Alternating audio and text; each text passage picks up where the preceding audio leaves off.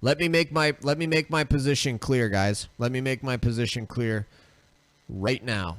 And I think this is important to make very, very clear on September 18th, 2020. And I've had very strong positions on being opposed to coronavirus lockdowns and shutdowns from the very, very beginning. And I'm so proud to have held those positions and been on the right side. And let me be clear right now. I 100% support, and I think it's a moral, ethical, and legal constitutional duty for Donald Trump to nominate a replacement for RBG and for the Senate to vote to confirm before the 2020 election. And I have talked about this a lot for the last hour. There's about 5-10 really good reasons.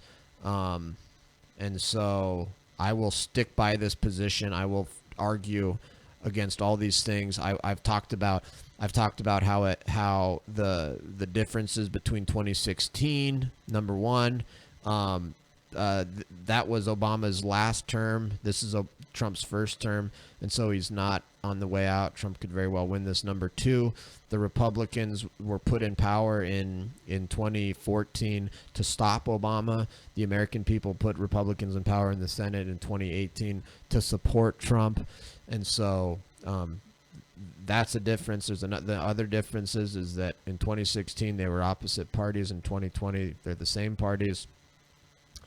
It is the Senate's job and constitutional duty to consider Supreme Court nominees, and more importantly, the Democrats are crying about being hypocritical. They don't even know that they're being even more hypocritical, because at least we have ways to distinguish and argue against the comparison to 2016. The Democrats in 2016 took the position that regardless of whether it was a first or second term, and regardless of whether the Senate was controlled by a different party, it was the duty of the Senate to consider Garland and Obama's nominee, and it was a dereliction of constitutional duty for them, and it was stealing Obama's Supreme Court seat for what happened.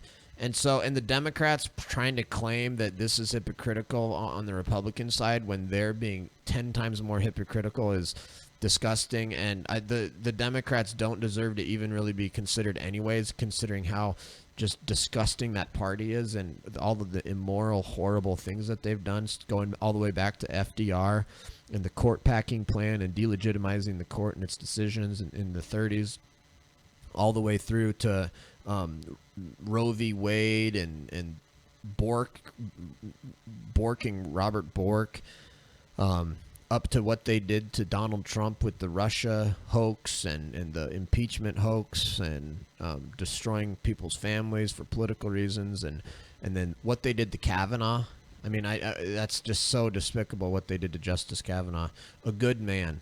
They tried to destroy a good man's life with false accusations of rape and sexual assault for their own partisan political reasons. And so the Democrats don't even deserve to be listened to in the beginning.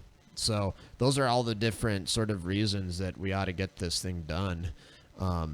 And it's not going to matter. Let's be real, because Trump's going to win anyway. So my opinion is that we need to have it.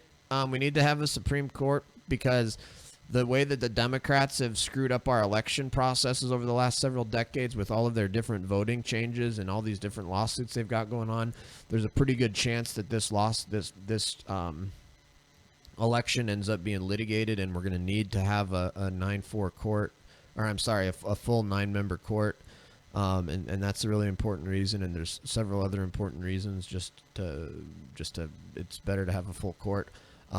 And so there's all those reasons, and there's really no reasons not to. And Trump's going to win anyways and get his nominee anyway, so we might as well do it now, considering all these good reasons to do so, and really no reasons not to.